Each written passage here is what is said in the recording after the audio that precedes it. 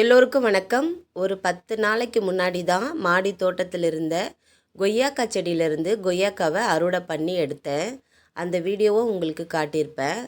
அதுக்குள்ளே பார்த்தீங்கன்னா இப்பயும் கொஞ்சம் நல்ல பிஞ்சுகள் விட்டு செடி நல்லா வளர ஆரம்பிச்சிருச்சுங்க. அந்த பிஞ்செல்லாம் இந்த பதிவில் உங்களுக்கு காட்டுறேன். அதுக்கு முன்னாடி பார்த்தீங்கன்னா கொஞ்சம் பூக்கள் இருக்குது. அந்த பூக்கள் எல்லாத்தையும் பறிச்சிக்கலாம். இது பார்த்தீங்கன்னா இருவாச்சி மல்லி 5 அடுக்கு மல்லிங்க. எவ்வளோ அழகாக பூத்துருக்கு பாருங்கள். அப்புறம் பார்த்திங்கன்னா அந்த பன்னீர் ரோஸில் ஒரு 3 பூ இருக்குது. வாசனை ரொம்ப நல்லா இருக்குது. அதில் இந்த 3 பூவையும் பறித்து எடுத்துக்கிறேன். நாட்டு ரோஸில் பார்த்திங்கன்னா ஒரு 2 பூ இருக்குது. அந்த 2 பூவையும் பறித்து எடுத்துக்கலாம். மாடி தோட்டத்தில் கொஞ்சம் பூ இப்போ நிறைய கிடைக்க ஆரம்பிச்சிருக்குங்க. இருக்கிற பூவெல்லாம் பறித்து எடுத்துக்கிட்டேன்.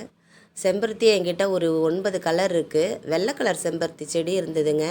அந்த செடி பார்த்திங்கன்னா பட்டு போச்சு. இப்போ என்கிட்ட வெள்ளை கலர் செம்பருத்தியே இல்லைங்க. மற்ற கலர் எல்லாமே என்கிட்ட இருக்குது. இருந்ததெல்லாம் பறிச்சாச்சு. இங்கே பாருங்கள் கொய்யாக்காயில் எவ்வளோ அழகாக காய் வந்திருக்கு பாருங்கள். அப்போது பறிக்கும் போதே பூ நிறைய வச்சுருந்தது செடியில். இப்போ அந்த பூவெல்லாம் பிஞ்சாகி ஒரு 6 காய் பிஞ்சு நின்றுருக்குங்க. நல்லா பிஞ்சு கொஞ்சம் பெருசாகிட்டே வருது. பூக்கள் எல்லாம் பறிச்சாச்சுங்க. இயற்கையை நேசிப்போம். நன்றி.